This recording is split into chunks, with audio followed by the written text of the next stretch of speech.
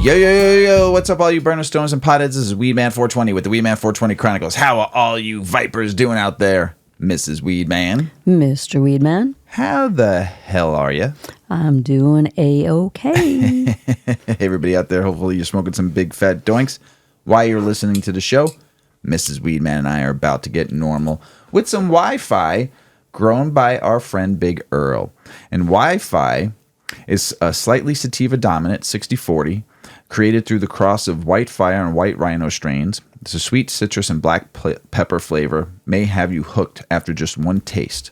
But its highest powered effects are what keep you coming back for more. The Wi-Fi high comes on quickly with a punch to the head of cerebral energy that lifts your mood and leaves you feeling completely euphoric.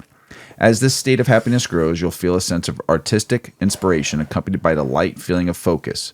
This mental effects are anchored beautifully by a relaxing body high that lulls you into a totally lazy state that doesn't weigh you down or leave you sleepy.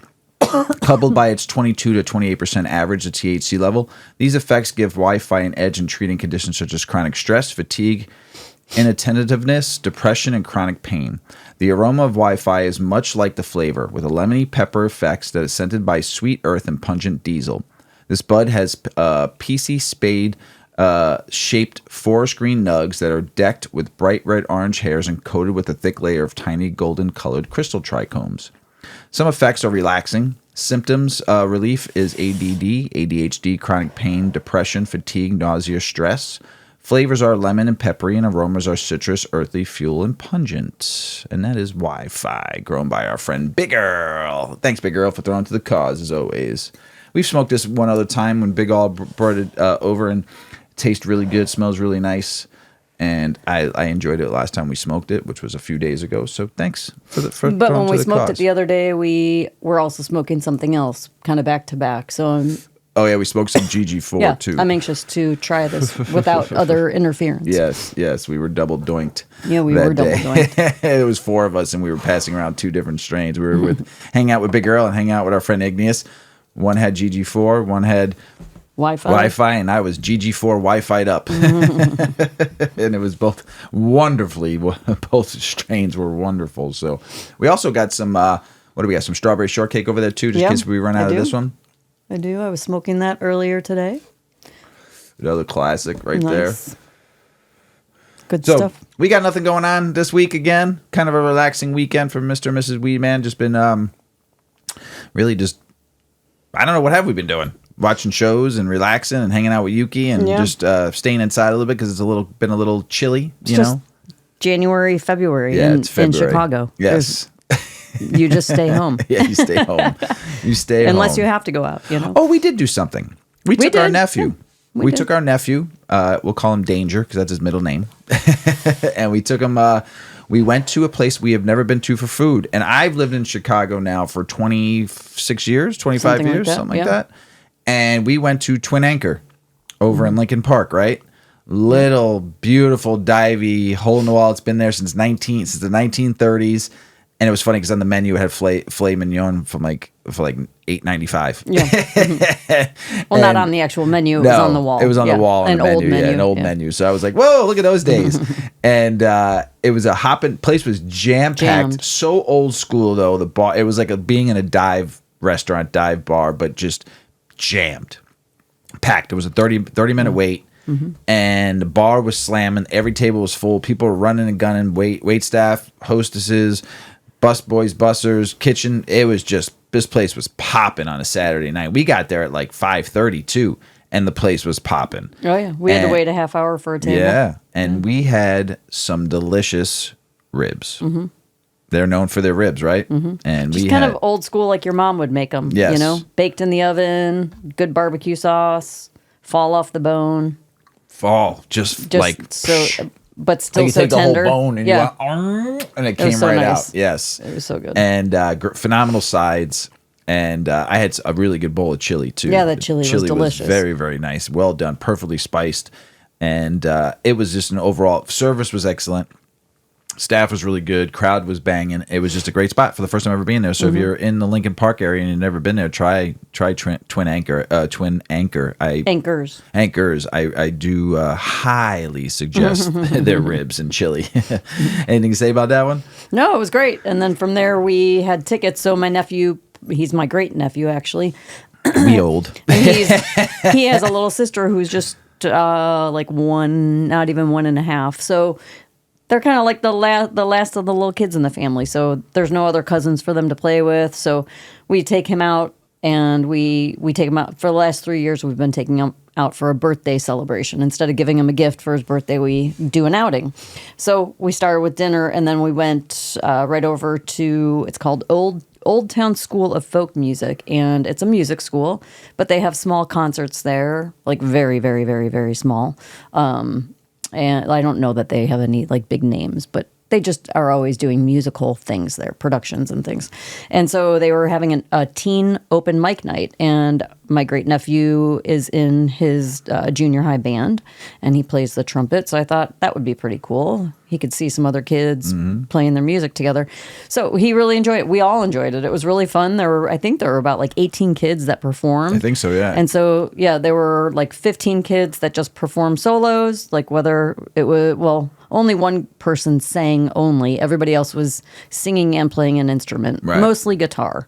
I was surprised. I thought we'd see more of other instruments, but it was pretty cool. And then there were 3 sets of teen bands, so kids that had put bands together, and they were really talented. Great musicians. Yeah, it was very really talented. cool. It was really a fun night, and it was really, the whole show was orchestrated by other teens. I don't know if they are students there or they're just volunteers or it's their like high school job, but they were doing the sound, the lighting, all the tech. It was really cool. Yeah. And F-bombs getting dropped, like lots of cursing, which we were kind of laughing at, because if we had been like 13 and 14 dropping F-bombs on a stage in front of like a multi-aged audience, our parents would have been like, "You're grounded." They would give us a slap. But now it's just like saying shoe. You know, it doesn't even matter. It's just the same. It just is another word. It was great. The kids were great. Yes, it was a great night. Good musicians, good music.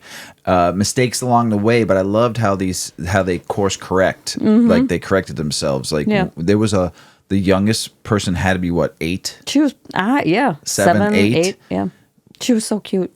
Went up and sung. Played the guitar and sung. It was a cover. Yeah. But she did the whole song. She screwed up the first Blink 182 song, I think, or something. Remember, it was just cute. It was so cute. She sang like the first like 30 seconds and she screwed up. And she was popped like, herself in the head. Geez. Yeah, popped herself in the head like this and gave her a little slap in the head and started over and sung the song to the T. Yeah. It was so cute.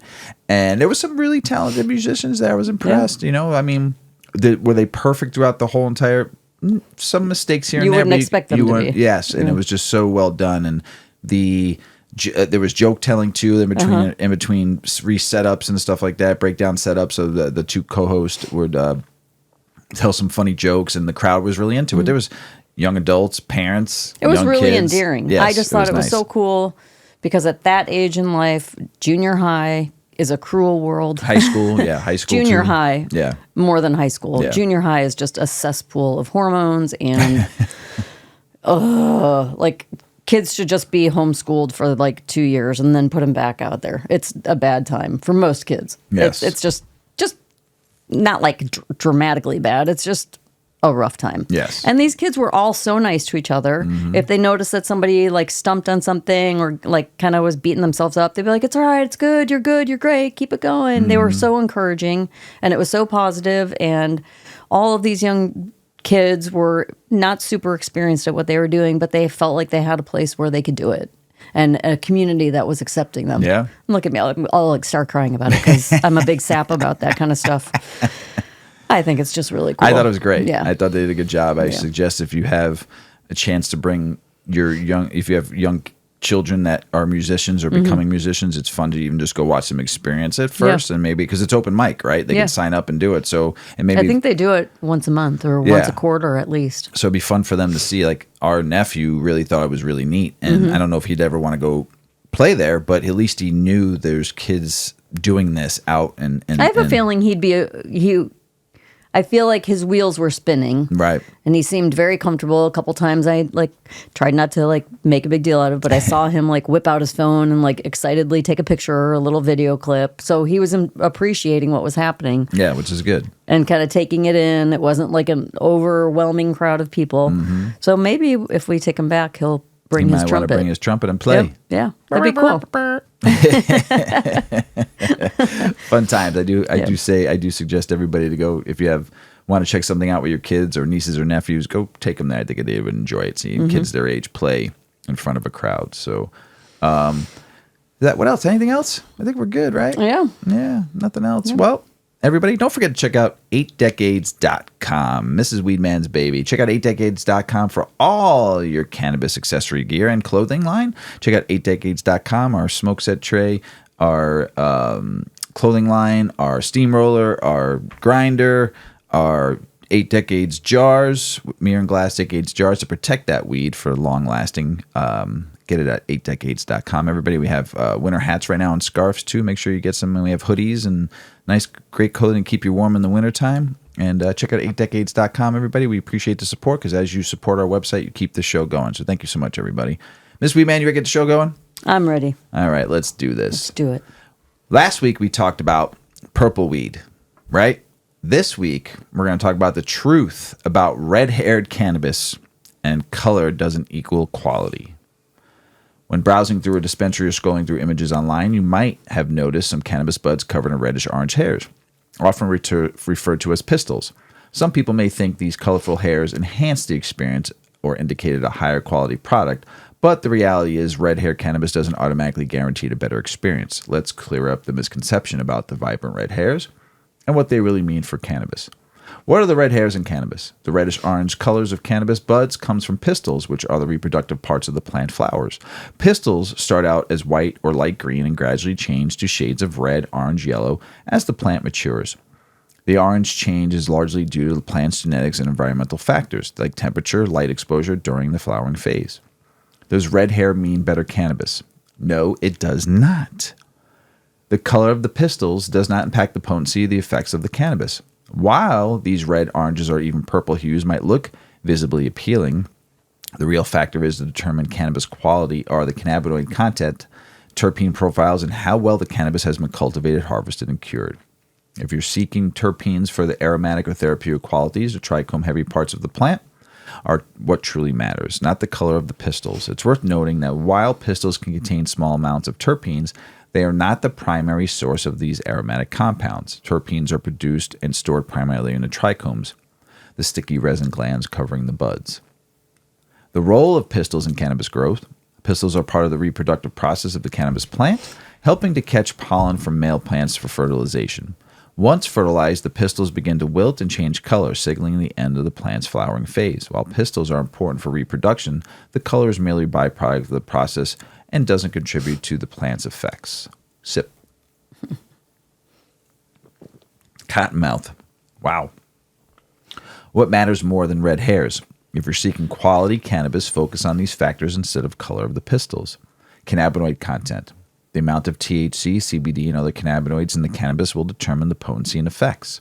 A higher concentration of THC, for example, may likely produce more intense effects, but this varies from strain to strain.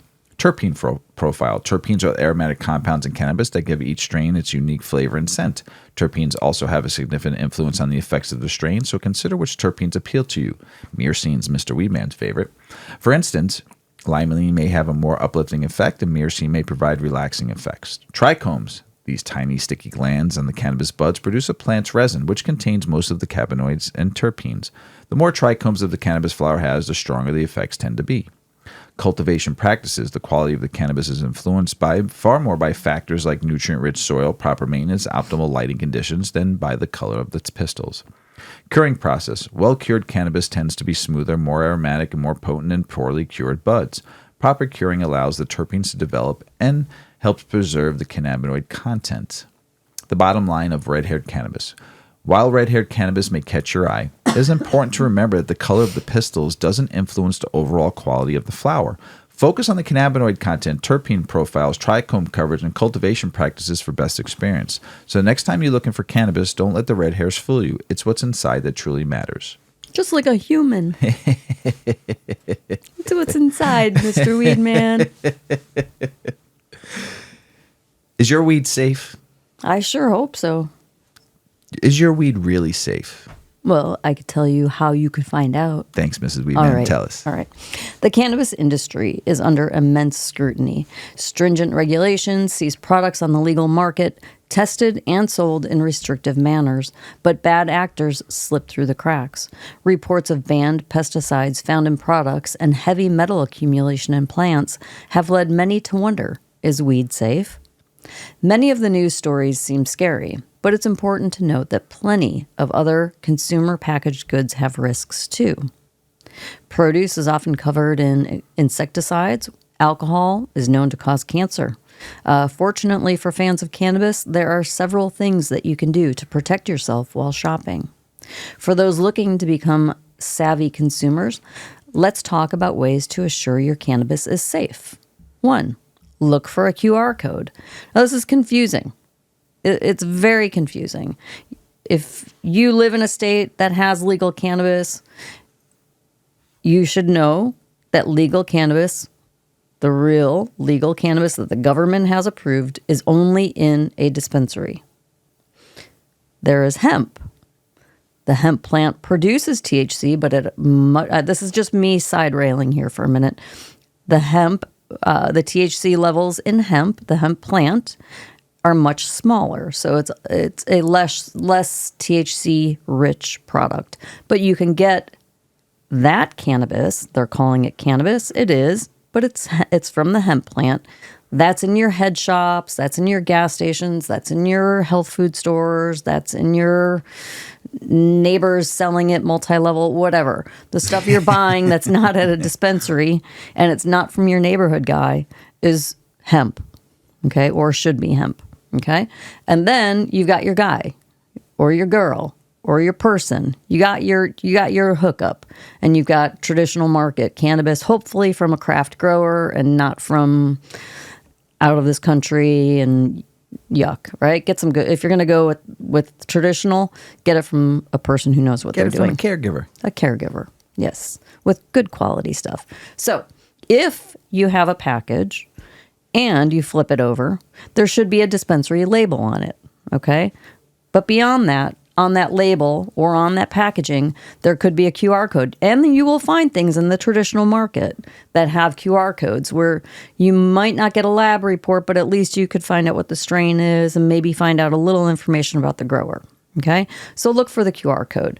There are a lot of different types of cannabis and a lot of different types of products. So it's very hard to know what the good stuff is, what's the real stuff, what's the not real stuff. And the not real stuff doesn't mean it's not real. It's just not from a dispensary. So the testing isn't required, okay?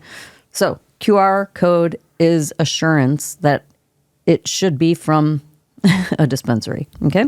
Look for that QR code. Scan the code with your phone, and it should lead you to the company's website. Literally, if you have to dig for information, even if there's a QR code on your product, if you have to then dig, it takes you to like a down website, or the website doesn't have any information on it. It's just a landing page. It's probably, again, not from a dispensary. Okay. You want transparency, and that's any product that you have. You want to know where it's coming from and what it contains. So if you get the QR code, go to the company's webpage, and you should be able to see things. You should be able to read about the ingredients, their manufacturing process, the strain. If it's an extract, you should know how it was processed, potential side effects, and other important information. Be sure to look for a certificate of analysis. It is the official document furnished by a testing lab. If one isn't available, it's a red flag. Okay. A company who's transparent about testing and product information tends to be driven by integrity and trustworthiness. Additional product information accessible online can make them even better or more reliable. Okay, so now you didn't see a QR code. So what do you do then? Well, read the list of ingredients. Hopefully there's one of those, right? Rather than put a QR code on the product leading to the company website, some cannabis businesses put a full list of ingredients on the product package itself. Either way is fine as long as their list of ingredients and that there is a testing result panel. If a company isn't transparent, once again, if you have to go digging for information, it's another red flag. Potency is typically a must in regulated cannabis, but many brands will go the extra mile by including additional info, like the terpene profile. These flavor compounds help drive the consumer experience, so they're good to know about. If the product is CBD or THC extract, like a tincture or an edible, the label should also list the type of carrier oil that was used. When they have to make these concentrates to make other products, it is extracted from the cannabis plant. There needs to be oils for that process, or waters, or different things need to be chemicals in some instances.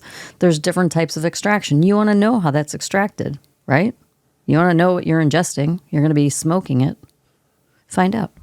It's essential because some people may be allergic even to certain oils and ingredients. You should always read the ingredients carefully. Make sure you understand them. Accurate labels should include purity of the product, potency, the strain it's derived from, and what benefits it claims to have.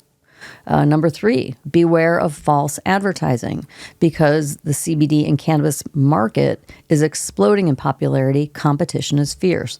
Many companies report false advertising, okay, in order to sell their products, promising health benefits that seem too good to be true.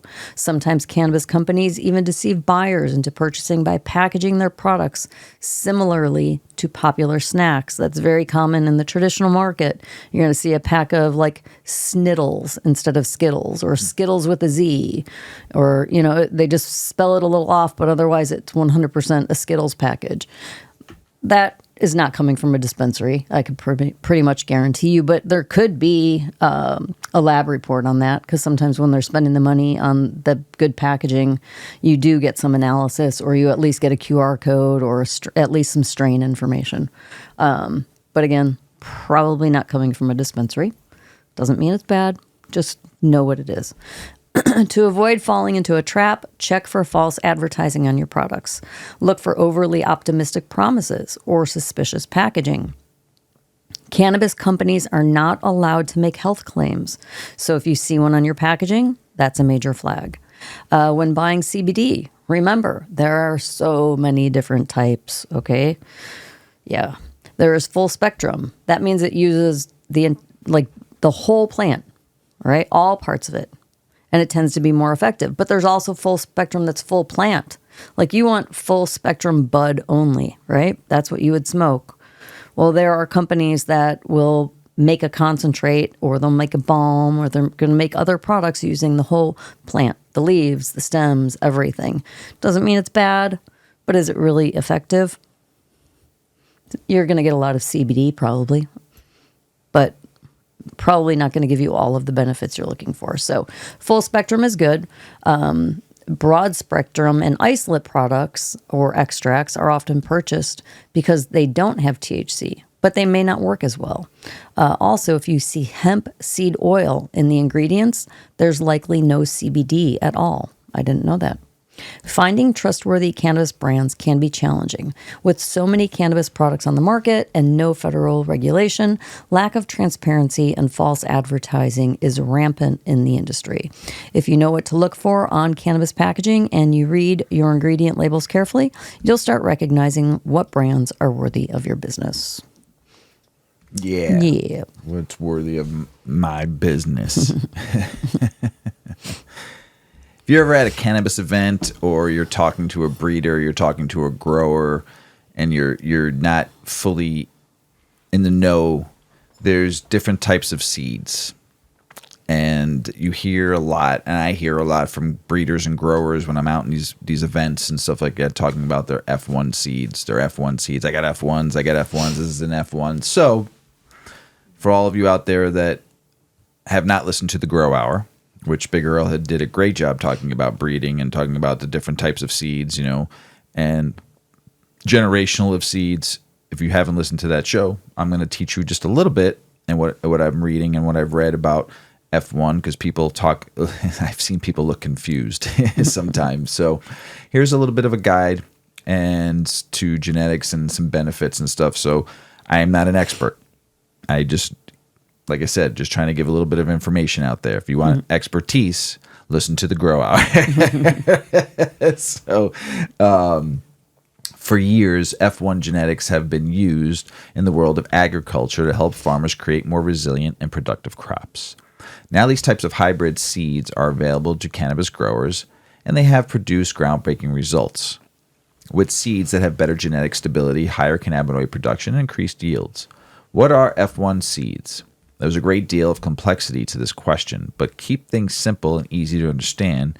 You could say that an F1 cannabis seeds are produced by crossing two distinct inbred parent lines. These genetic lines are a result of several generations of selective inbreeding. The resulting seeds are far more genetically pure and resilient than regular cannabis strains, and they also produce bigger yields. Now moving on to why they're called these seeds F1 strains. The term F1 stands for Fial, F-I-L-I-A-L, 1, which refers to the first generation offspring of two genetically distinct inbred lines. F1 cannabis strains refer to the first generation resulting from a cross between two genetically unstable strains. Unlike true F1s, these strains often lack pure genetic stability and uniformity, which results in the greater variations of unpredictability when it comes to traits such as size, yield, and resilience. However, pure F1 cannabis strains are created from the controlled crossing of two inbred varieties that have undergone multiple generations of selecting breeding, leading to the inclusion of only the specific traits that breeders require. Yes, when you're talking to a nerd and a breeder or a grower, and they're really getting into this F1 that they bred for, or they grew for, and it's really, you could see that the eyes, just the sparkle ding in their eyes when they hit that one that they've been going after for. Like I said, it could take generations, and you just know when they found that one. You just see it in their eyes when they're giving you it to try. They're like, "This is an F1." I'm like, "Oh, it took me like 5 years to get to this one." I'm like, "Geez, you really, really tried," you know. And I'm sure you've heard it too. So around our table when people are talking about, you know, all of the growers that hang out and breeders that hang out by the tables and stuff like that. Hunting. Yes, it's great. I love it. I love looking at their excitement when they got that one. When breeders create F1s, their main goal is to enhance specific desirable traits by increasing their vigor. Hybrid vigor, F1 vigor, refers to stronger growth, improved yield, and better overall performance because of the strain's genetic makeup. What's the difference between F1s and traditional cannabis strains? F1 hybrids, F1s, and traditional cannabis strains have significant differences in terms of cannabis genetics, cultivation methods, and traits. These F1s are better suited for larger scale cultivation projects where uniformity, high yields, and ease of cultivation are created, while traditional cannabis strains are usually the first choice of breeders and cannabis growers who wish to experiment with new phenotypes and characteristics. Breeding techniques. As mentioned before, F1s are created by crossbreeding two distinct genetic lines that have been inbred for many generations. These strains are carefully selected for their desired traits, and cultivating them take a great deal of time, resources, and expertise. Traditional cannabis hybrid strains are created by crossing two genetically diverse plants, often without much thought about the stability of their traits. This process is often much faster and more straightforward, and results in the plants that are more genetically diverse. Genetic stability and uniformity. Why F1 crops, you consistently get uniform plants with nearly identical characteristics, such as cannabinoid levels, size, and growth habits. However, traditional strains have greater variations of genetics and physical traits, even with plants of the same batch. Yield and disease resistance. F1 hybrids are designed to maximize productivity and have a strong disease resistance. Though the phenomenon of vigor, these plants overcome the downside of inbreeding, leading to improved yields, robust growth, and resilience against pathogens. Traditional strains vary widely in terms of yield and resistance. Some plants may thrive with high productivity, with others in the same batch are more susceptible to disease or environmental stress. The unpredictability can make cultivation less efficient. How are F1 seeds created? Now that you have a brief touch of what F1 seeds are, let's dive deeper into the process of how they are created and how cannabis plant breeders go about choosing the type they require. The breeding process is divided into three main phases. Parent selection. The first major step is to decide which specific traits are required, such as large yields or high THC content. And then search beginnings to find parent plants from existing genetic lineages which strongly exhibit these specific traits. These varieties are then analyzed further, and their growth structure, terpene profiles, consistency in flowering, and disease resilience are researched and evaluated. Developing stable.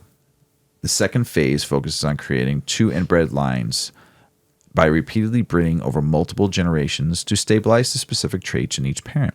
For example, one IBL may be developed to consistently produce high THC content, while other might be crafted at producing large flower yields. The most common way to do this is through manual hand pollination. Testing F1 crosses. After obtaining stable IBLs, the next phase is hybridization. The IBLs are crossed to create first-generation seeds of F1s. Breeders can now check if the offspring possesses the required traits from both lines. They do this through multiple tests to evaluate cannabinoid levels, yield consistency, and adaptability. Breeders conduct multiple test crosses of new species to evaluate its genetics, including cannabinoid levels, yield consistency, and adaptability, and retain only the combinations that reliably achieve these goals.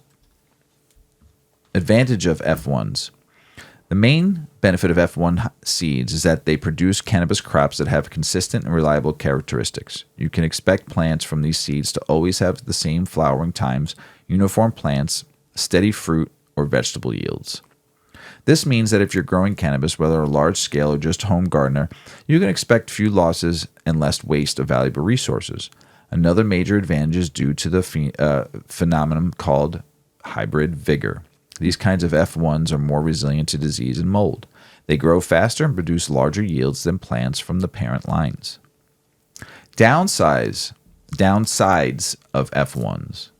As with every growing technique, there are a few drawbacks, with the most obvious one being the cost.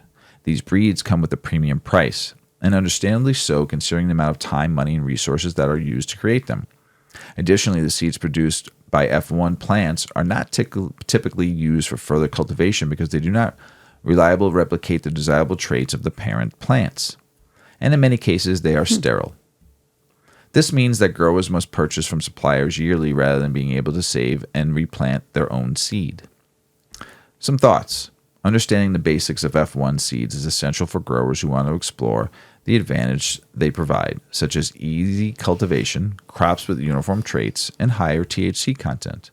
So I hope that this helps you a little bit. Hopefully it makes you a little bit understand when you're hearing the word F1 going around, or or you're going to buy some seeds or something like that. So hopefully this helps you on your weed journey, everybody. Enjoy growing and enjoy smoking. Is there a science to sobriety? Well, maybe. I mean, can cannabis support alcohol detox? It's possible. Possible? Yeah. Tell us about it, Ms. Weedman. New Year's resolutions often revolve around self-improvement. And for many, that means cutting back on alcohol or completely detoxing. While detoxing can seem daunting, there's a growing interest in alternative methods to ease the process. One such method, cannabis. Surprising to some, cannabis can actually support alcohol detoxification in several ways. Let's break it down and explore how cannabis can help you or anyone looking to start the year on a healthier note. The link between alcohol and detox. When you drink alcohol, your body works hard to process it. The liver breaks down alcohol into acetaldehyde, a toxic compound that can cause inflammation, nausea, and other unpleasant side effects. Prolonged heavy drinking can lead to alcohol dependence, and when you decide to quit or cut back, your body has to rid itself of alcohol's lingering effects. The detox process can bring on withdrawal symptoms like anxiety, headaches, and irritability. And this is where cannabis comes in. How can it help? 1. It can reduce anxiety. One of the most common withdrawal symptoms of alcohol withdrawal is anxiety. Sorry. Studies have shown that cannabis, particularly strains high in CBD or cannabidiol, can help reduce anxiety and promote relaxation. A 2019 study published in the Permanente Journal found that CBD significantly reduced anxiety in participants, helping them feel more at ease. This can be particularly beneficial for those undergoing alcohol detox, as it eases the mental tension that can come with the process. 2. Supporting sleep. Alcohol is known to interfere with sleep cycles, especially during detox. While you might think that alcohol helps you fall asleep, it disrupts REM sleep, which is crucial for feeling rested and refreshed. Cannabis, on the other hand, can promote better sleep. Tetrahydrocannabinol, or THC, the psychoactive compound in cannabis, has been shown to help people fall asleep faster and stay asleep longer, which is especially helpful during alcohol detox when sleep disturbances are common. 3. Appetite regulation. One side effect of alcohol withdrawal is a loss of appetite or digestive issues. Cannabis, particularly strains that contain THC, is known for stimulating the appetite, a phenomenon commonly referred to as the munchies. This can help people undergoing alcohol detox get back to a regular eating schedule and prevent unwanted weight loss, which is sometimes a concern during detox. 4. Reducing cravings. For those trying to quit alcohol, cravings can be a major hurdle. Cannabis might play a role in curbing those urges. A study published in Addiction Biology found that cannabis use might reduce alcohol consumption in people with alcohol use disorder. This suggests that cannabis could serve as a safer alternative for those looking to cut down or quit alcohol without the same risk of relapse. What better way to start the new year than by investing in your health and well-being? Using cannabis as a tool to support alcohol detox can provide a smoother transition into sobriety, offering natural relief from the physical and mental discomforts that often accompany the process. Whether you're looking to cut back on drinking or quit altogether, cannabis can play a supportive role in your journey. However, it's always wise to consult a healthcare provider before making major lifestyle changes. So if you're thinking about detoxing this year, consider cannabis as a potential ally. It's a natural, often overlooked option that can ease the transition into a healthier, alcohol-free life. There you go. Yeah. It's crazy because now, there's so many articles coming out about alcohol now and about how don't even drink alcohol. Before it was like 1 glass, 2 glasses, okay. Yeah. Now it's like don't drink any. Don't even bother. Don't even drink any alcohol. Yeah. After all these years. And, cannabis is supposed to be like helping get you off alcohol if you're, and helping in your sobriety or, California sober, all that, dry January. And it's weird because there's an attack on cannabis once again. I'm not going to read the article or talk about it right now. I might talk about it in the next episode, but it was a big study about how cannabis is hurting ages 18 to 35 with their memory loss. Cannabis leads to memory loss in that age group. They found the most, but there's some rebuttal to that. There was a very biased. But they're saying that teens aren't even really a concerning demographic. Smoke. There's still going to be a handful of them that do. But there's a bunch of, there was like 15 articles that like was talking about that mental loss, memory loss. Like people were like found the main article and rewriting about it, but there's some bias by that too, from what I was reading in some other articles going against what they were saying. So there's just so much. I haven't really had a chance to really put it all together. I've read probably about 20 reports on it and articles about it. So I'm probably going to lead it all up into one little thing and talk about it. But it just like, there's so when something is so good, there's always going to be something trying to beat it down. Yeah. And cannabis has been beat down for so long. And you get one little like raise up in there, and then all of a sudden there's 20 things trying to beat it back down again. And you have to remember too, cannabis is amazing, and it is complex, and it is not yet fully understood for its capabilities and all of the things that it could therapeutically do and recreationally, and however the different things that they study. But it's not going to be for everybody. Right. I mean, there's always going to be people, it's just they have no interest in it. Right. It doesn't work for their body. They are not willing to give it a chance to work for their body. They don't want to deal with it because of their beliefs or their religion. It's not for everybody. Right. And so these studies will come up too, because there will be people that want to identify why it's not good for you. Right. Just as much as like I think the big push now obviously is tell me more and more about the good things that it can do, but there's always going to be the proponents yes, of, and you do need to have some stuff. We need to know that. You need research that there could be things that are harmful about anything. Right. So I do get it. So just more, it was one article that just went rampant though. Yeah. I mean, all over the intranet, just crazy. But cannabis is now bad for you. See, it makes you lose your memory. Right. So that's where I'm getting at. It's just like they took it to the next level, instead of, but there were some good articles walking you through why this, maybe that, no, they're wrong on this, so it was interesting. It was interesting the last the last 10 days maybe that it's been running rampant, maybe less than 10, but I mean it feels like forever. I've been seeing these articles, like every other article or every other thing was about it. Yeah, it was about it. It's crazy. So there's a new product out right now, newish.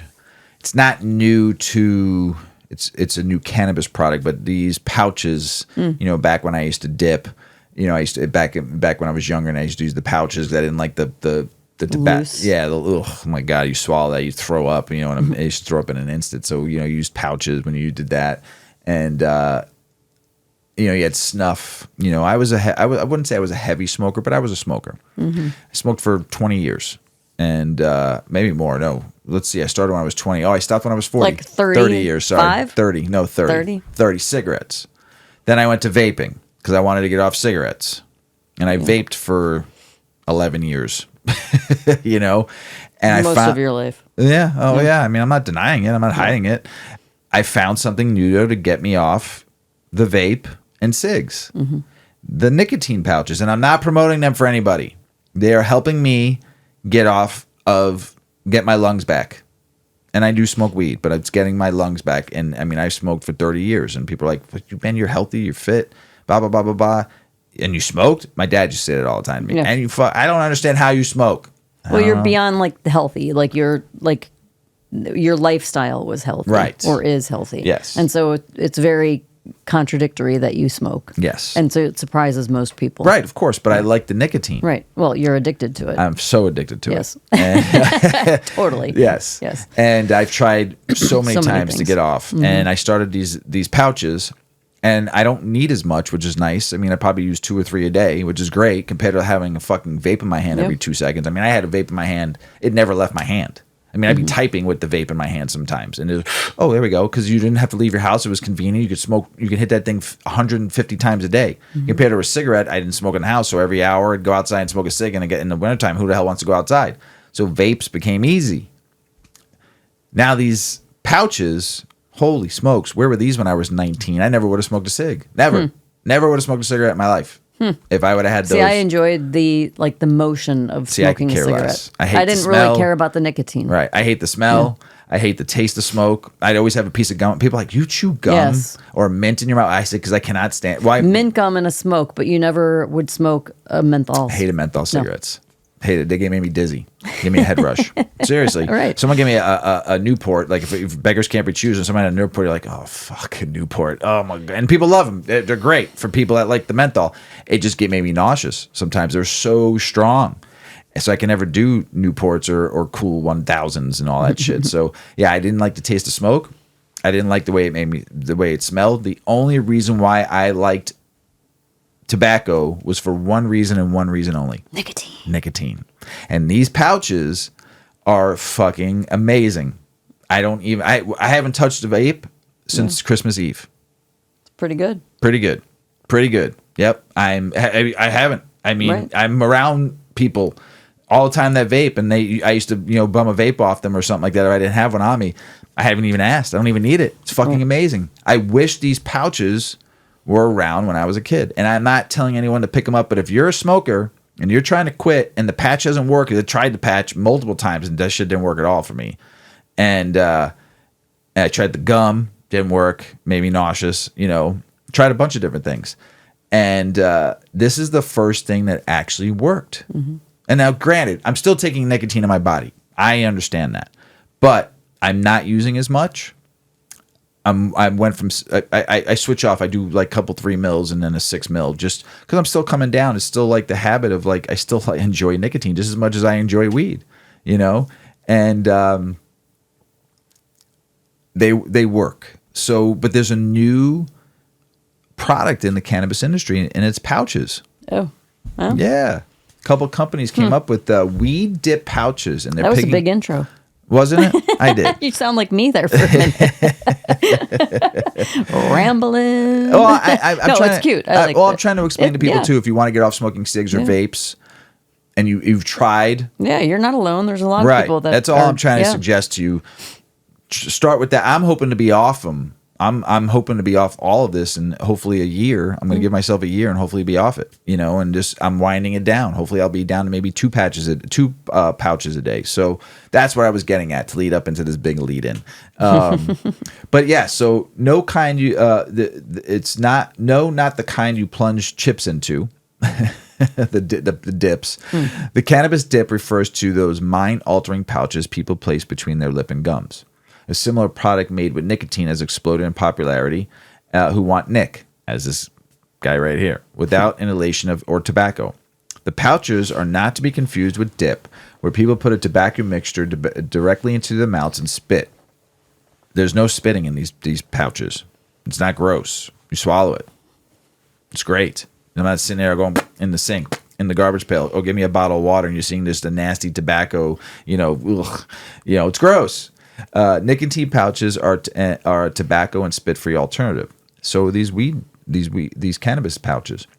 The Federal Drug Administration approved to the market them to Americans. The ruling states that the products offer greater benefit to population health than risk for those who switch completely over from smoking tobacco and dip. Some cannabis operators have followed suit, offering similar THC products that bypass the need to inhale smoke or vapor. But while the concept is novel in the tobacco space, its place in the weed world is questionable. Smoking anything carries health risks for some folks, weed, tobacco, or otherwise, crack, whatever you smoke, burning combustible materials, creating potentially harmful byproducts. This may lead to cardiac or pulmonary issues. There are ways to reduce the risk of inhaling, like using a hemp wick over the butane lighters, or switching to vaporizations over combustion. However, the most effective move is to stop inhaling altogether, which is why cigarette smokers switch to dip or nicotine pouches. In the weed world, there are already a bounty of other options. People who decide to stop inhaling cannabis can switch to tinctures, drinks, powders, or so many other ingestible products. Now, they can also choose to tuck a pouch under their lip. The consumption experience differs from a gummy. But connoisseurs may wonder if any other aspects of getting high off cannabis pouches are unique. How are weed pouches different from edibles? Much like a lollipop or a gummy, cannabis dip slowly releases THC and other cannabinoids over time. This creates an effect that creeps up rather than hitting all at once, as if it would a gummy ingested in one swallow. The products are often filled with cocoa core and cannabis extracts with various cannabinoid formulations. Some add herbs or flavor like mint to supplement the taste. There is no spitting required, as there is as with traditional tobacco dip. Just pop it in and let it ride. While these products may produce a red eye, they won't likely leave people smelling like smoke or residual coughing. They are also touted as fast-acting, which attacks a sublingual absorption, has shown to be quicker than other methods. THC and CBD pouches may also help people kick a nicotine pouch habit. Replacing the experience with a similar product sometimes helps. Whether people want them or not, cannabis chew and weed pouches have arrived, and the sector keeps growing. Cannabis dip pouches are here to stay. Companies are offering hemp and regulated weed pouches for the consumer looking for something new or hoping to replace old habits. Philip Morris, a corporate tobacco giant entered a scientific and medical affairs agreement with weed companies Avocana days before FDA approval on pouches, signaling that big tobacco players aren't turning their backs on weed anytime soon. And we talked about that in a couple prior episodes ago. These pouches aren't taking over dispensary shelves yet, but with continued interest from tobacco and recent FDA marketing approval, 2025 could be the year of the cannabis dip pouch. I want to try one. I don't know if I want to try a hemp one. I went online and looked at a couple different companies that are like doing like THCP, different cannabinoids. I saw Delta 9 and, from hemp and stuff like that, but I really like to try one from a cultivator going to a dispensary and see. Is it just THC isolate? I don't, I was trying to look it up, like how they do it, and it was like they weren't really sharing much, right. like how it's made. Like I said, cocoa core and tincture. Cocoa core, that's not going to taste great. Well, that's why they add flavoring to it, like mint and stuff like that, to help take away the cocoa core flavor away. I know. I wonder if you could use like weed stems and grind them down. Yeah, like why don't they just use I would hemp, use that. pulp? Yeah, I would use that. Yeah, hemp pulp or even the leaves. The leaves, grind the leaves down and grind the stems down and so do it that way. Like if you ingested it, it wouldn't be a big deal. Right, 100%. Like who wants to fucking eat cocoa core? It's a little extra fiber. Good poops when you do the dip pouch. But I would do it that way. So you reuse the whole plant. Yeah. Grind. Because I chew on the stems when I'm back there trimming and stuff like that. I'll chew on stems maybe not all day the long. stem of the shrub, but like the stem of the leaf. Right. Maybe that way. Yeah. Something different than cocoa core. Oof. Yeah. Put some cocoa perlite. You'll have some perlite in there too. You're sleeping and like sprouts out of your lip. You're not having seeds, but I know what you're saying. Just a fun visual. Oh shit. Emotional regulation gets easier with cannabis. What does weed have to do with regulating your emotions, Mrs. Weedman? Well, I can tell you firsthand, it is a major mood adjuster in the most positive way. Sometimes, we were both in a little bit of a funk today, right? Mm-hmm. And I hadn't smoked until we started the show. Mm-hmm. There's a reason why I don't smoke before the show. I want people to really see I'm not stoned all day. I come in and do the show, and you don't, but I mostly do. I usually wait till we start the show before I smoke, because I want people to see how I am before the show starts and how we get stoned and how we still can perform. Sometimes a little slower, but we perform, but it is a mood adjuster. We were in a little funk today, and it was just the weather. It's just sometimes shit happens. Life happens, brings you a little funk, and you get a little functified. So, but Wi-Fi took that emotion and turned that frown upside down. Right? You just see a lift. You went for a dog walk, and I went for a joint roll. And I said Wi-Fi will be perfect for my attitude right now. And within 5 minutes, it's like, it just eases the emotions. Yes. Yes. So this is great. This is a new study that looks at how cannabis helps manage stimuli and emotional discharge in people. This is big. Emotional regulation refers to an individual's ability to manage various emotional stimuli in an appropriate manner. When one is able to regulate their emotions, it means that they are able to withhold intense and extreme emotions, even when the situation normally calls for it. As a result, they are able to express their emotions in a proper way. It is controlled, but not suppressed. It's mindful and aware. Effective emotional regulation has been linked to emotional maturity, better relationships, and an improvement in overall well-being. However, using certain drugs, as well as alcohol, have proven to negatively impact one's ability to regulate their emotions.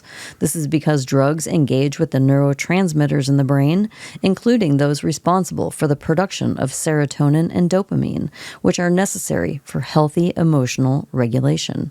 When we consume central nervous system depressants, such as alcohol, as well as stimulants and drugs, these severely impede our serotonin levels, which can cause depression and other mental health issues. In addition, drugs have been found to affect emotional dysregulation and dependence, but not cannabis. Good news, good news. According to the results of a clinical study conducted by the researchers at the Oregon State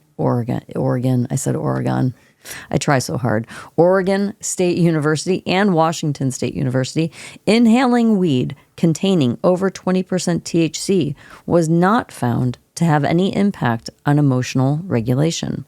For the study, investigators analyzed the effects of weed smoking on 12 adults. All of the participants had experienced smoking weed and even used their own cannabis supply. The researchers then analyzed the mood and emotional regulation capabilities of the participants during times of sobriety, as well as when they were stoned from cannabis. Surprisingly, they found that the subject's performance didn't differ when directed to handle several tasks after smoking weed. There was no evidence that acute high-potency cannabis use affected participants' implicit or explicit emotional regulation, they said. The researchers also noted that the participants acknowledged there was an improvement in their mood and anxiety reduction after using weed. The current pilot study assessed whether being under the influence of high-potency cannabis flower affects emotion regulation among a sample of young adults who use cannabis regularly, they concluded. While participants reported more positive mood and decreases in anxiety while intoxicated, there was no evidence to suggest that intoxication from high-potency cannabis affected emotional regulation, the researchers wrote. So how else can cannabis benefit emotional health? Thousands of people rely on cannabis for its benefits on their emotional and mental well-being. In fact, most cannabis consumers have a positive association with cannabis and emotions, since it can effectively help them reduce encounters of negative emotions. For example, instead of ruminating in stress and worry, people can medicate with weed at the end of the day. This not only aids in relaxation, but also offers a natural, safe outlet for coping with the stress of everyday life. In the same vein, this is why more individuals, particularly those in high-stress positions such as parents, CEOs, and entrepreneurs, have made microdosing or getting high part of their daily life. Alcohol is no longer seen as a way to cope. Weed is in, and it's a much healthier way of dealing with things. While this may be something that science can't explain just yet, cannabis does have the unique ability to slow down racing thoughts and the endless mental chatter, while making it easier to focus on the present moment. For this reason and more, weed has already been widely integrated into wellness retreats in legal cities. Weed, mindfulness, and yoga go together so well, enhancing the peaceful effects of one another. Cannabis consumers can also enjoy a great deal of relaxing activities with a heightened sense of enjoyment, effectively helping forget about their negative emotions, such as anger, stress, and frustration. So the next time you're feeling extremely irritable or pissed off, why not pop a gummy or take a toke and spend some time outside? You'll see how difficult it will be to stay annoyed or mad. And for those who want to use cannabis to improve their emotional regulation, what you take and how much of it matters. That's why there are many more studies suggesting that low-dose THC is best, especially for treating anxiety and stress, because high doses of THC can be detrimental for your mental and emotional well-being. This is in reference to if you already have depression or anxiety issues, right? That might not be the best choice for you. According to a 2017 study conducted by researchers at the University of Illinois at Chicago and the University of Chicago, we found that THC at low doses reduced stress, while higher doses had the opposite effect, underscoring the importance of dosing when it comes to THC and its effects, they said. Really, anything that can get you high, or too high in fact, can cause intense anxiety and stress. It can feel almost impossible to avoid stressful situations that leave you feeling out of whack emotionally. After all, stress is just a normal part of life, but losing your temper, ruminating in negative emotions, and being so upset that it affects other aspects of your life is not normal. With that said, there are a variety of ways that you can deal with stress and the negative emotions it brings. Cannabis can be a key ingredient, helping you restore balance in your emotions as well as your mental health. So give it a try. Yeah. It works. It does. Cannabis. Speaking of which, I'm going to get normal. Yeah, let's get normal again. Before I go into business, state, and political news, Okay. Let's smoke some more of this Wi-Fi, right? I rolled that doink. It was a Yeah. little, it was a little one though. I didn't Oh put wait, enough weed in there. yes, this was Wi-Fi. I think that was strawberry shortcake that I had earlier today. Yes. Yes. That smelled good too when I was downstairs working. It was great. I smelled it, and it smelled very pleasant. Yeah. It's all good. Yes. But I will say firsthand that it really, it's, for me, cannabis, when I started consuming cannabis more regularly, it was because I was finding that it was so helpful when my work was the most stressful and when life was most stressful and you're kind of spinning and you can't really calm to get a good night's rest. And I could hit a joint, a few puffs, and boom, it's like your mind just quiets. Yeah. So it really can be beneficial. Yes, it is. It is emotionally very helpful. Medicine. Yes. Medicine. You know why? Because there's angels in those leaves. You finally got it. I almost said feathers. Oh, shit. All right, political state and business news, everybody. Lots going on in Illinois and Chicago right now. Chicago City Council Committee takes up hearing on hemp regulation taxation. Chicago City Council committees convene to discuss the regulation and taxation of hemp products. The meeting highlighted a division between city and state leaders on how to manage the hemp industry. Alderman William Hall, the 6th Ward, advocated for the city to independently regulate the tax hemp, expressing concerns about unregulated products reaching children. He emphasized the importance of involving small business owners in the process. Conversely, Alderman Gilbert Valglis of the 36th Ward argued that the city lacks the infrastructure to oversee hemp products effectively and suggested that such products should be sold exclusively in cannabis dispensaries to ensure safety and proper regulation. The debate underscored the need for clear guidelines to prevent unregulated hemp products from entering the market. All you have to do is make sure if you want it to stay in Illinois, it doesn't have to be sold to dispensaries. They just have to use the same kind of testers that dispensaries use, and to make sure that it's cleared before sale. Mm-hmm. So that's just I'm not saying it's simple. I'm not saying it's easy. Simple. Mm-hmm. Keep it simple, silly.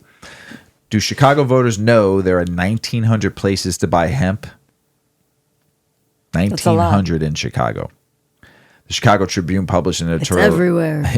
That's just the Chicago editorial discussing the regulation of hemp products in Chicago. The piece emphasizes the necessity for clear and effective guidelines to ensure consumer safety and product quality. It highlights the city's responsibility to establish standards that protect public health while fostering a legitimate hemp industry. The editorial underscores the importance of collaboration between city officials, industry stakeholders, and public health experts to create the regulatory framework to balance safety and economic opportunity. It also notes that while the city has the authority to regulate hemp products, coordination with state and federal regulations is essential to avoid conflicts and ensure comprehensive oversight. The Tribune calls for prompt action to implement regulations that address the growing hemp market and its potential impact on Chicago residents. Lawsuits in Illinois. Lawsuits. In Illinois, alleges cannabis companies mislabeled products to get around THC limits. And this is the legal cannabis market, not hemp. Class action lawsuit filed in Illinois alleges that certain state licensed cannabis companies misclassified cannabis-infused products as concentrates to bypass THC content regulations. The mislabeling permitted consumers to purchase vape oils exceeding the legal THC limit for infused products. For instance, while cannabis-infused products are limited to 500 milligrams of THC, customers could acquire up to 5 grams of vape oils, 11 times the legal limit, and still purchase additional infused products. The lawsuit contends that the practice promoted unregulated overconsumption by selling improperly labeled and packaged cannabis products lacking necessary safety labels, serving size limits, and legal quantity restrictions.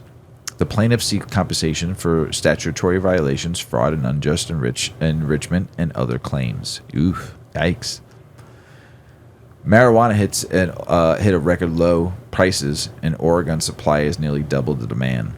Oregon experienced a significant decline in marijuana prices, reaching record lows. The downturn is attributed to the state's cultivation exceeding its consumption, with Oregon producing nearly double the amount of marijuana it consumes. The surplus has led to increased competition among producers, driving prices down.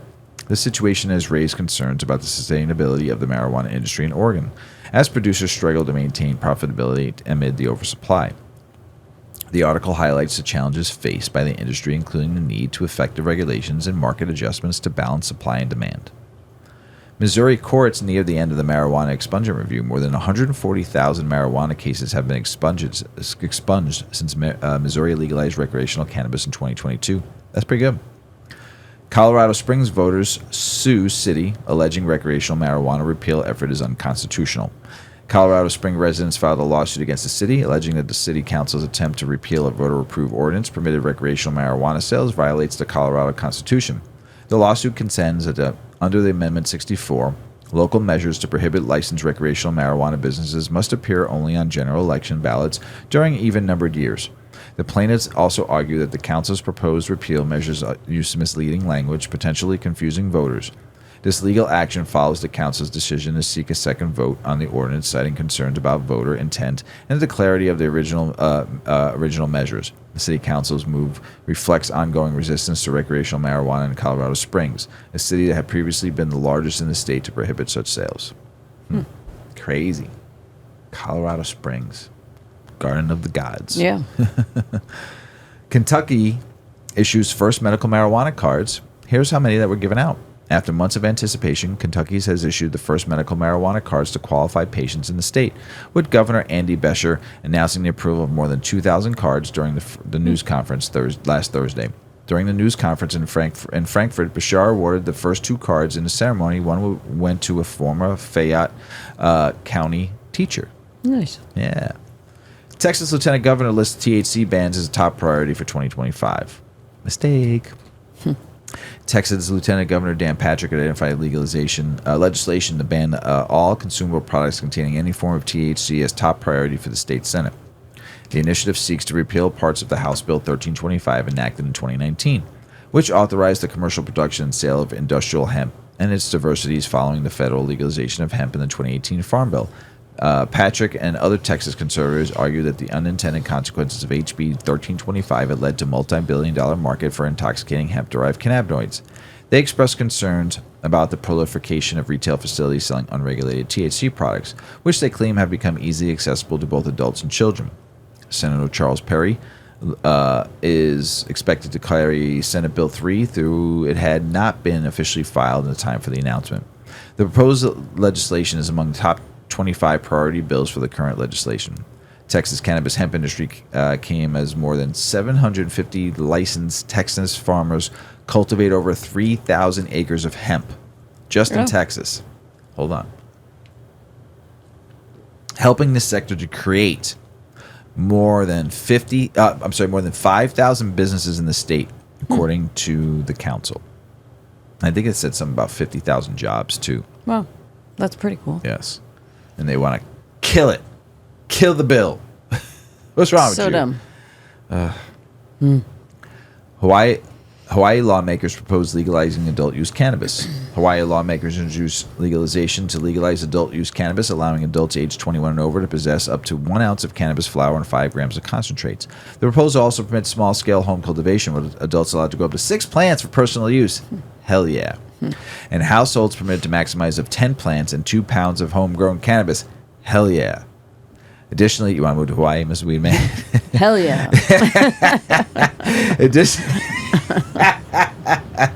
Additionally, the legislation aims to establish the Hawaii Cannabis and Hemp Office to oversee the state's adult use medical cannabis and hemp industries. This initiative follows the Hawaii Senate's successful passages of cannabis legalization reform in the previous year, which did not advance through the House of Representatives. Advocates are optimistic about the current proposal prospects, partially due to the support of the new Speaker of the House, Nadine Nakamura. Let's go. I'll move to Hawaii tomorrow. You don't have to ask me twice. Or yesterday, if you pass it. Yeah. New Mexico regulators push for task force to counter illicit cannabis. Officials with the New Mexico Cannabis Control Division are pushing elected officials to pass legislation created a task force under the agency dedicated to stamping out illicit cannabis activity. Also in the bipartisan effort, Senator Liz Stefanik's, San Miguel, Santa Fe, Torrance, and Valencia, Representative Stefani Lord, and Rep. Anita Gonzalez are introducing SB 152, which would give county governments a say in pursuing cannabis growers' licenses. This bill would allow counties to petition the regulation of licensing departments for 2-year moratorium on cannabis grow permits in the counties, said Senator Stefanik's. Ohio recreational marijuana market already showing signs of price compression. Ohio's recreational market, which launched back in August, has experienced notable price reductions as of January 2025. The average price of a gram of cannabis flower decreased by 27.6% from $9.40 at the market's inception to $6.80. Similarly, the price per pound of a plant material dropped 32%, setting at $3,178. Manufacturing products such as edibles and vape oils also saw price declines, with edibles decreasing by 17.1% and vape oils by 11.1%. These price reductions have contributed to increased consumer demand, while sales of plant material and vape oils experienced double-digit growth since the market's launch. Also in Ohio, GOP lawmakers introduced a bill to raise marijuana taxes. Great! So you're going to fucking now kill businesses because, oh my God. Yeah. Just mind your business. Stay out of it. You just all you governments across this country, and I even say across the world, but we'll just stick here in the U.S., really know how to fuck up an industry and a plant that's beautiful.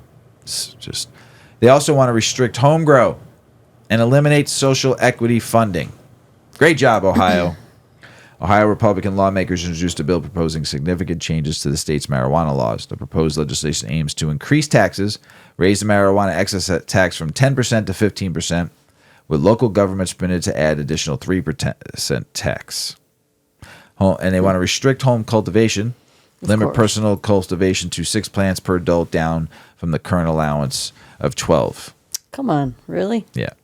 They want to reduce THC limits, lower the maximum THC content in cannabis products from 90% to 70%, limit dispensaries, cap the number of dispensaries at 350, and require all licensed retailers to serve both adult use consumers and medical cannabis patients, eliminate social equity funding, remove the social equity revenue fund, redirecting those resources toward law enforcement training. Oh, like they haven't been trained in cannabis and in drug for years. Wow. So you're going to take our money that you've been beating us up about for...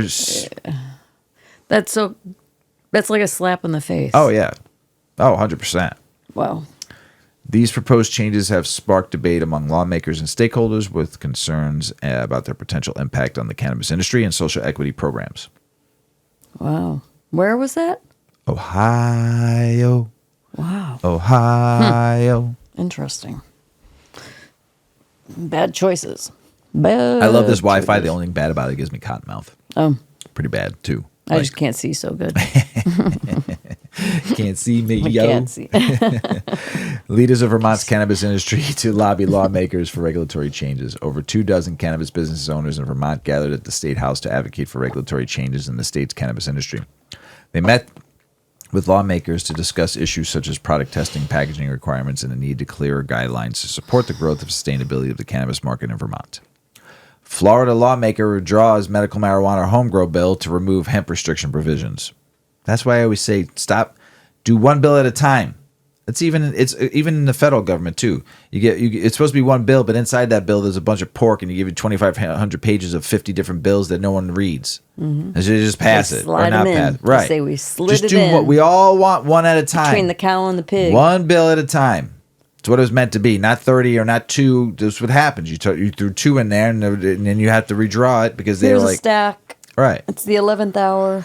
Just sign them. Yeah. So now the legislature says he'll reintroduce the measure without the hemp regulated restrictions. Also, I read today that, you know how I said on the last episode that Florida wanted to get the bill back to vote for recreational cannabis in 2026. Right? Mm-hmm. They need 900,000 signatures, I believe, to get it back on the bill. But DeSantis is saying that it ain't going to happen. Why? He's willing to give no tax on bullet sales. And I think next month or this month or it's this month or next month. Why are bullet sales untaxed? He's giving no tax on bullets. But there's one day a year for like tax-free school supplies for your kids. Tax-free bullets year round. I mean, come on, it's just dumb. Right, it's dumb. But he won't pass. He won't pass. Bullets kill more than how many bullets kill people a year versus marijuana? Marijuana 0. Bullets in Florida. I don't even understand. I can't even count on my fingers until. God.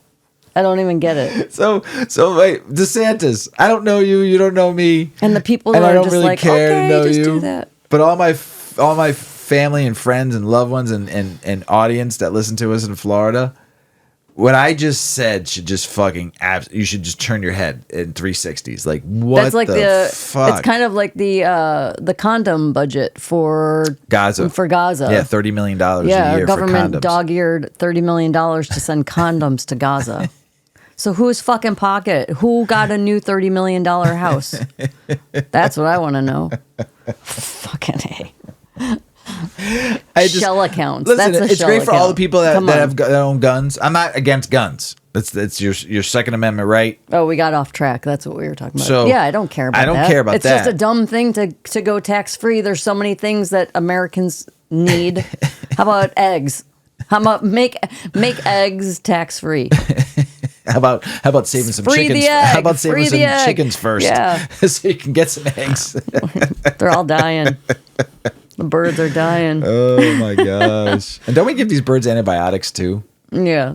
so they don't work? I don't know. There's some claim that they got like Bird flu. poisoned or It's something. bird right? flu. Yeah, but it was like some intentional. Yeah, but there's some it's mostly the conspiracy bird theory. flu though that they have to wipe. They Yeah. have to wipe out the whole The lot. whole Right. So the antibiotics they're feeding these birds, obviously that they're resistant. right. So basically, what you're just So just poisoning keep us. having some You're just more of that. poisoning us. Yummy. Want an egg? I need a deep breath. I need some. Wait, what is it? Everybody out there, do it with me. One more time, Mrs. Weedman. We need that. I'll finish with this last one. Lawmakers reject effort to tighten medical cannabis regulation. The South Dakota House of Representatives voted against a bill amid the tightening medical cannabis regulations. The proposed legislation sought to restrict access to medical cannabis products. South Dakota, with Representative Al Noverstrup describing the change as minor but major. The bill was rejected by a vote of 5-4 in the House Health and Human Services Committee. The program has shrunk by 11 or 12% of medical patients because they're saying it's so hard to get weed in Dakota, which you all got robbed anyway. Because don't forget, in 2020 you voted for both and you won, and then the governor said, "Nope, I'm taking your rights away. Your votes don't matter, and we're just going to give you medical." And then you tried again, and of course it didn't win. But the first time you should have won. You should have went balls to the wall and fought for your rights. It's just a slap. Everything we've read today, just about from Ohio to Florida to South Dakota to a lot of these states that we read in political state and business news, we're just a fucking toy. Mm-hmm. Our tax dollars are now going to be used for our cannabis tax dollars are going to the police for training. Same thing here in Illinois. Do you think these government officials are ever going to stop taxing cannabis as high as they want because it's now a cash cow? No, right? It's never going to go backward. No. They don't give a fuck if your business goes out, if you go out of business, because there'll be one right behind it trying to do the same thing. And when they go out of business in 2 or 3 years, they don't care. They just want that fucking tax. And if it goes down a bit from that $400 million that Illinois is making on it right now, they'll go up a little bit more in taxes. Trust me on that. Ohio, they're all seeing this now as how to fucking put that money in their pockets. What they use it for. Some use it for good, some use it for medium, and some use it for shite. And we're all a bunch of suckers just looking at it all going, I don't care, I still got my weed. Right? Isn't that consumerism as a whole? Yeah, because what effectively can any of us do? We can't even get with the powers of people's voices and demand, consumer demand. We can't get the laws changed in a positive direction. So how are we going to change taxes? It's a shutdown, right? It's just a bottleneck. As Benjamin Franklin It's said. supposed to be for the people. Right. Right? Fighting for the things that the people want. As Benjamin Franklin Just said, doesn't work that way. there's 2 things in life that you're going to do. Yeah. You're going to die, Yeah. and you're going to pay taxes. Yeah. There it is right there. That's it. You still have to eat, sleep, Right. drink water, breathe air. Right. But from what Ben Franklin said, minimally, death and taxes. That's what you're going to have to do. That's 2 things you will gotta do. it. Oh, Miss Weedman, what are we gonna do? Life's too short to give a fuck, and the fuck of life is just something different, right? Yeah, I guess. something like that. We don't ski. No, We don't. we don't. I I like- tried it once. Yeah, and you almost broke your knee. Yeah. Yeah. I got a compliment from a ski coach. Yes, you did. So then I And was you almost like, broke your "Ooh, knee. ooh." And then I went down the hill and I was like, fuck. Yeah, I got run over by a snowboard. I've never been hurt. skiing.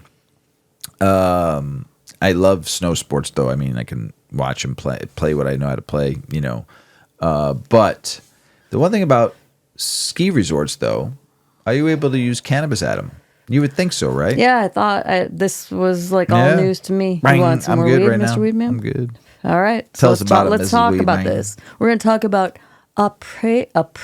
I'm not French. I'm not even going to claim to be. Après ski, which I had to look up because I'm not into the ski terminology. And that is the reference to the party after skiing, which would probably be a lot of fun. So, can you use cannabis at ski resorts these days? This weed has me like I'm energetic. I'm like blah, blah, Yeah. blah, blah. It's I a feel that way. 60-40. Yeah, I'm fidgety, moving all over. I'm like itching, like me. I feel like I could run up and down the block. You should go rebound. And I'm cold, You so should go then I'm like rebound trying to before stay you go to bed warm. tonight. Yeah, I'm gonna go jump on my little trampoline. I love my trampoline. Okay, back to skiing.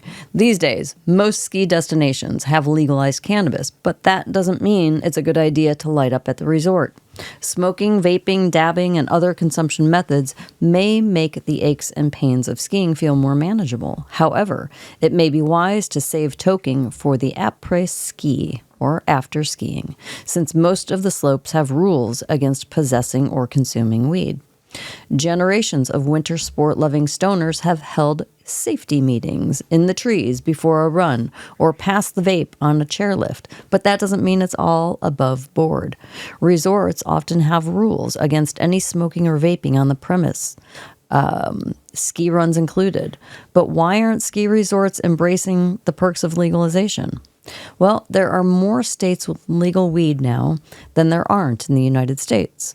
As it stands today, many of the states where marijuana is legal for either medicinal or recreational use are home to some of the best ski resorts in the nation, like Colorado, Washington, California, Vermont, New York, and so many more. These states have legalized cannabis, but the plant remains illegal if taken on federal land within their borders. Unfortunately for snow-loving stoners, many ski resorts in these states and more are on federal land. I didn't know that. Federal law supersedes state law, so legalization doesn't stand on most mountains. The strict cannabis policies on ski resorts reflect the harsh penalties for violating federal law. Cannabis use is not widely legalized on ski runs or at the lodge, but there are ways to enjoy the plant while enjoying winter vacation on the slopes. Cannabis events and trips are a fantastic way to meet fellow weed lovers without breaking any federal laws. Zapres Events hosts weed skiers and snowboarders in Michigan. The company is hosting a weekend ski trip at Treetops Resort in Gaylord, Michigan, complete with weed sponsors. Last year, they hosted a ski and ride day with a private chef and weed sponsors to cap off a ski day. These events provide a legal space to celebrate the intersection of winter sports and weed, with all the trappings of a resort event. Some may prefer a more low-key after-ski toke. This crowd would be best served finding a weed-friendly vacation rental. Bud and Breakfast, Canavacay, and Hi B&B have websites filled with pages of accommodation results where cannabis is not an issue. If there isn't anything suitable on pot-specific sites, then try Airbnb or VRBO. Few hosts will advertise as cannabis-friendly, and those who are against joints on the back patio will definitely say so. If renting in states that have been legal for some time, many hosts expect the same cannabis users many hosts expect that cannabis users will follow the same etiquette as cigarette smokers. Rules like keeping your smoke and vapor outside, cleaning up your roaches and ash, not disrupting the neighbors, and other common sense objectives are key. Weed products to bring on your ski trip. Every ski trip needs pain balm. The sport is tough on muscles and joints. Whether it is CBD only, has a little THC, contains menthol for a slight burn, or has other herbs said to treat pain, puts them in your bag for later. Those staying in a vacation rental may want to invest in a dry herb vape or bring a vape pen. Stinky smoke can stick around and possibly disrupt neighbors, and hosts hate to hear complaints about their guests. This situation is a great fit for weed drinks, too, which are a familiar way to wind down. Having options with less odor can help offset potential issues. Edibles are also a wonderful way to stay stealthy and consume cannabis pre or post slopes. Really, whatever cannabis products you bring, the main rule is to leave them behind when hitting the slopes. Possessing pot on federal land is a big no-no. While you may think you're not likely to get caught, ski resorts strictly enforce their cannabis policies. This is likely due to safety risks for their guests and potential lawsuits if they are hurt. Looking up a few of the top mountain resort websites reveals that smoking and vaping are not allowed. And frankly, not everyone should be whipping down the mountain baked. Skiing and snowboarding while under the influence of any mind-altering substance increases risk, something any resort would advise against. They let you drink at all the little restaurant stops, right? They serve, you always see people drinking wine and champagne. Yeah, but I think that's after they're done skiing. At the bottom? At the bottom, okay. yeah. Okay. To legally protect themselves. There's not somebody on skis walking around with a fucking No, cart I know, but there's going, beer, no, beer sometimes here. down the hill there's like a Down the hill when you get down to the end. like when you're midway down the hill sometimes there's like there a little might be a little spot. And people are drinking wine and champagne and stuff and having drinks before Possibly. they ski down. Yeah. Why is that okay? I don't know. That's all. I've never been That's to a all. ski resort. I'm just defending cannabis. I mean, fair As is you fair, should, Mrs. right? Weedman to the rescue. Puff, puffing away. Skiing and snowboarding while under the influence of any mind-altering substance increases risk, something any resort would advise against. To legally protect themselves and physically protect guests, many resorts have made it clear that cannabis products are not allowed. At best, weed could get your ski pass revoked, but it could also land you with a criminal record. Federal land is not to be messed with when it comes to weed. In some ways, cannabis goes hand in hand with ski and snowboard culture. Cannabis consumption on the mountain can get someone kicked out despite spending big bucks on their lift pass. At the worst, they could end up in cuffs. So avoid it altogether and save your activities for après-ski. What is après? After ski. After ski? The Interesting. party. The All party. right. The party. The party.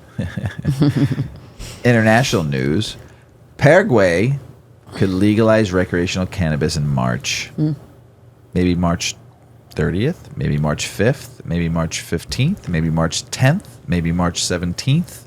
Did I get all the birthdays right? I think there's March There's a couple more. 18th, 6th. I don't know. So it could be a happy birthday for somebody in this family. Opening dispensaries, paying farmers $10,000 per acre, and facilitating transport to Brazil. Paraguay could legalize adult use cannabis in March, allowing sales in dispensaries. Brazil decriminalized possession of up to 40 grams, and Paraguay may soon allow legal purchases. Paraguayan companies are negotiating exports contracts with Switzerland and Germany for up to 4 tons annually. Good for you. It's amazing. Uruguay, Paraguay, all the ways are going the cannabis way. Not my way. Legalized cannabis party and it calls out Meta hypocrisy on free speech. Good. The legalized cannabis party in Australia, shout out to Tez, shout out to Reefer Terps, criticized Meta for allegedly surpassing their political content on its platforms. Victorian Senate candidate Fiona Patten expressed outrage, stating that Meta's actions hinder the party's ability to engage in political discourage and interfere with Australia's democratic process. She highlighted the contradiction of a U.S. company censoring an Australian political party, especially when cannabis is legal in parts of the U.S. The party claims that Meta's shadow banning reduces the visibility of their posts and pages, limiting their reach to a small audience. Despite ongoing legal efforts and assistance from the Victorian Parliament, the issue remains unresolved. Queensland Senate candidate Belinda Jones emphasized that such censorship undermines the party's ability to compete fairly in upcoming federal elections. The situation has sparked broader concerns about free speech and the role of social media platforms in political communication. The Legalized Cannabis Party continues to advocate for fair treatment and transparency from Meta to ensure equal participation in the democratic process. Good for you, Australia. Love you out there. You should shut Meta down for a month and see what they do. And be the bright, exciting fucking country that we know, continent and country. That's only one I know of that's a continent and a country, right? Yes. Yeah. I think so, right? I might be wrong. Sounds right. Might be stoned, but I think I'm right. So baked. I think I'm just right. agreeing. Whatever you say, Mr. Weedman. But I want to say I'm proud of you because I will tell you this. Someone reached out to me, a friend of mine. Me? You're proud of me? Of course, I'm always proud of you. A friend of mine reached out to me about getting my accounts back. This was about 2 weeks ago, about a week ago. And also said that if you pay for the blue check mark, which is $14.99 a month, the support team, if you have a question, will help you out. Somebody will actually talk to you because you pay. Yes. Right? Yep. So someone will actually talk to you and ask you what your problem is. Human? Yes. And if you tell them that you're going to cancel your account, they will actually call you and try to save it. But also, if you talk to support, they will get your old account back. Whoa. But here's the thing. I refuse to give that You just fucking won't do company even a penny of my fuck. I give them this. This is what I give you. Oogats. Oh, God. That's what I fucking give you. Oogats. You get nothing. You don't even get, I don't even want to go on there anymore. Oogats. That's what you get. This fuck Zuck. And I'm saying it right to the camera if you're watching me on YouTube. I refuse. I when he said that to me, I was like, I can't. Remember I said you're gonna do it. I'm like, I can't. I just can't do it. I'm not even being a brat anymore. Now it's just a fucking point. I'm on LinkedIn right now. The only thing it does is choke us, though. I'm on LinkedIn right now, and I got more followers on LinkedIn so fast, connections so fast than I ever did on shitty ass fucking Instagram. Right. And we I'm so upset. And granted, we all use it. I used it for years, but I'm just saying, why do we use a fucking platform that doesn't like us? Right. Why? Because we make money off. Because people make money off of it. Mm-hmm. If all of us just started leaving and trickling out, do you think they would fucking panic? Especially some of their big dogs. Oh, the money would just move with the people. That's fine. So if everybody left and just started moving and to a different platform, to another platform, and watch, the money will follow. You don't think Zuck would be like, "I love you, come out, we'll come fix back. it." Yeah. I'd be like, "Fuck you," never coming back. I can't do it. I don't know if I ever will. It's just a slap to everything I stand for, and I'm not a sucker. I was born at night, but not last night. Just chasing. Oh my God, I'm so proud of these folks in Australia just saying "fuck you." Right. Germany's medical cannabis boom. Prices dropped below $4.20 a gram. Prescription surges 1,000%. Medical cannabis prices in Germany dropped $3.99 a gram in 2024. Prescription surged 1,000% post reclassification in April 2024. Digital platforms expanded patient access and streamlined care. Good for you, Germany. Parliamentarians side PS for her slow pace on cannabis legalization. Members of the Jamaican Parliament criticized Sanakia Bennett Templar, the permanent secretary in the Ministry of Industry, Investment and Commerce, for the slow progress of cannabis legalization. Lawmakers expressed frustration over the delays in implementing the Cannabis Licensing Authority regulations, which are essential for the development of the cannabis industry. They emphasized the need for timely action to capitalize on economic opportunities presented by the cannabis sector. Medicinal cannabis sectors could boost incomes of British farmers, Tory MP says. David Mundell, MP for Dumfriesshire, Clydesdale, and Tweedle, advocates for a progressive approach to medical cannabis, emphasizing its potential to boost British farmers' incomes and create tens of thousands of rural jobs. He highlights Hilltop Leaf, a private medicinal cannabis business in his constituency, as an example of the industry's growth and its contrast to illegal production methods. Mundell estimates the sector could contribute to over $1 billion to the UK economy. He also points out that while CBD products are widely available, restrictive hemp licensing laws hinder domestic production, leading to resilience of overseas imports and missed economic opportunities for British farmers. Himachal Pradesh could soon allow controlled cannabis cultivation, and the pilot project is successful. Himachal Pradesh will become the 4th state to allow controlled cannabis cultivation in India. That's international news, everybody. One more time. Proud of you, Australia. Keep on fighting. Proud of you. It is Chinese New Year. It is. The year of the snake. Yes. Right? Yep. And there's some strains out there that might be good for your zodiac sign. Yes. Tell us about it, Ms. Weedman. Lunar New Year is a significant cultural festival celebrated by many Asian countries, marking the beginning of a new year based on lunar and lunisolar calendars. It typically begins with the first new moon of the lunar calendar and lasts for 15 days, ending with a lantern festival. It's the most important festival of the year for many Asian cultures. This is the year of the snake. It's being celebrated now. It started on January 29th and ends on February 12th. While often referred to as Chinese New Year in the United States, the term Lunar New Year is preferred by many Asian communities to recognize the broader cultural significance of the celebration. Cannabis enthusiasts and astrology buffs alike have found an intriguing intersection between the lunar zodiac and marijuana strains.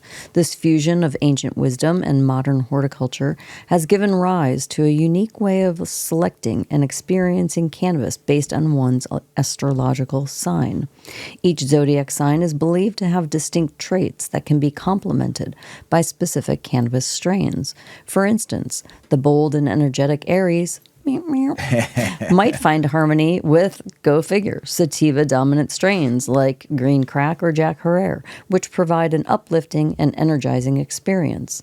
In contrast, the grounded and sensual Taurus may prefer indica-leaning strains such as Granddaddy Purple or Northern Lights, known for their relaxing and indulgent effects. So let's cover a full list of suggestions.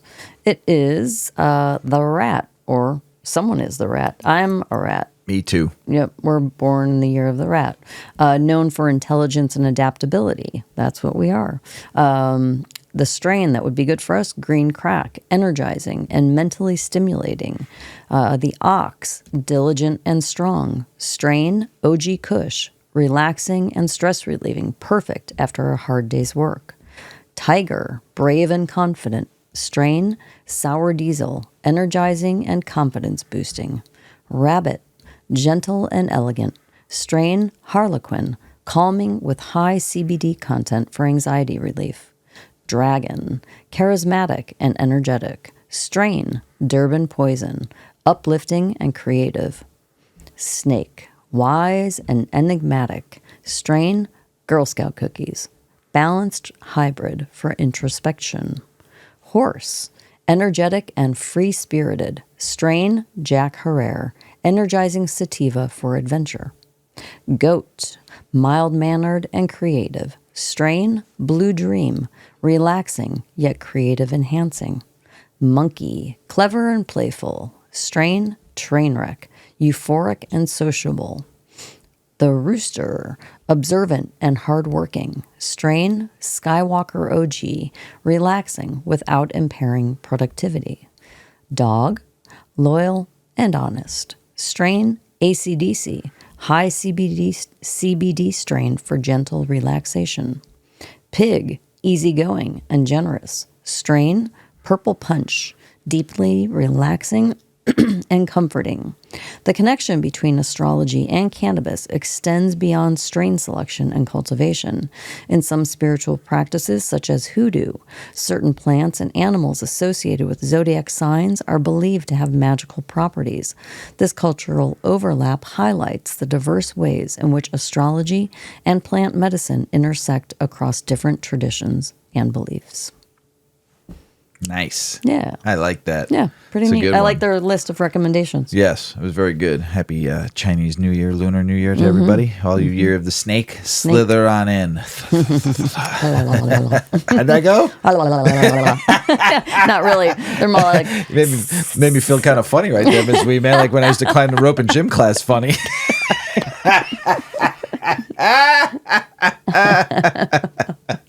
One more time for the phone. No. Now you made me too self-conscious. but it's more like Oh, a little Magda.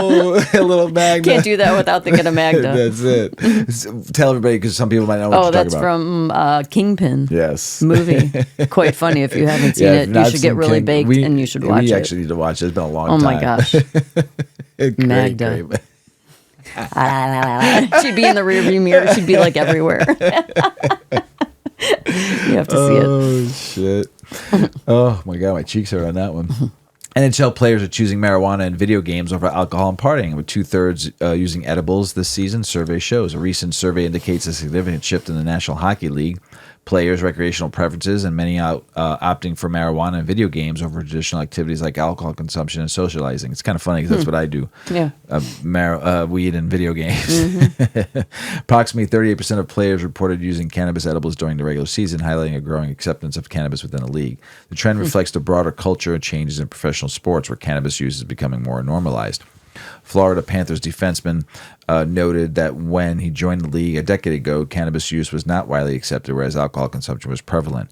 The increased openness towards cannabis and among players suggests a shift towards healthier, more personal recreational choices. That's cool. Doc Ray spent years cultivating traditional caregiver marijuana in California.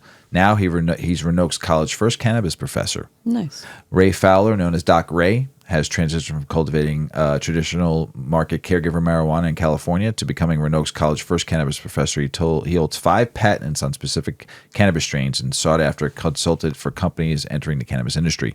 Fowler's extensive experience in cannabis cultivation and his academic background make him a valuable asset to the college's new cannabis program. That's awesome. Yes, I love it. I love it. Yeah. Mrs. Weedman, Mr. Weedman. that's the end of the show. Okay. Got anything else to say? I'm pretty baked. I think I usually am at the end of the show. Always. I feel like I say that quite often. So I guess that could just become my tagline. I'm baked. I'm baked. I'll just leave it at that. With just a joint in your mouth. Yeah. I'm baked. Cross-eyed. That's it. Have a great week, everybody. Super Bowl's coming up if you care. If you don't care, good commercials, maybe. Eat an edible and watch the game. Decent halftime. Who's performing? Oh, I don't even know. I haven't been paying attention. Shakira? No. No. I don't think so. Well, someone's going to perform. We'll find out. We'll I'm be sure surprised. It'll be good. Or it'll be terrible. I mean, 50-50, right? Yeah. So enjoy the I show. totally can't remember who's performing. Enjoy snacks. That's all about the That's all snacks about and the the commercials snacks. nowadays with the Super Bowl, because who cares unless you're a Kansas City Watch Chief the last fan. 5 minutes of the game. Yeah. Enjoy fun with friends and Yeah. have a good time. Yeah. Hey, everybody out there in the world, we love you. Thank you for listening to the show. We appreciate y'all out there. As Paulie always says, smoke smart, puff puffing away. Puff, puff, pass. Check out our cannabis lifestyle brand online at 8decades.com.